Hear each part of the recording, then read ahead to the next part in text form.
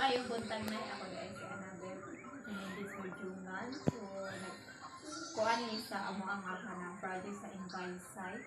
Kasi nga din Kasi nila ikag na yan. Estate pa.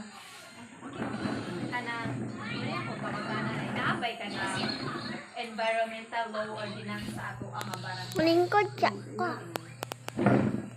Na. Dayon. Unsay ka naman kumaagi.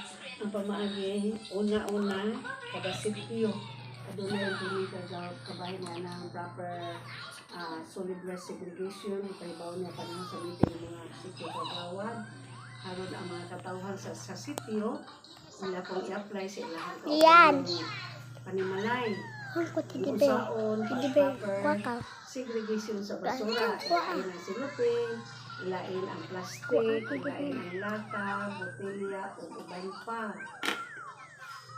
Unya, sa panahon sa sitio meeting, aduna po i-clean up sa matag sitio sa pagpamunit yapon o mga basura. Ano sa pa? Thank you, Nay.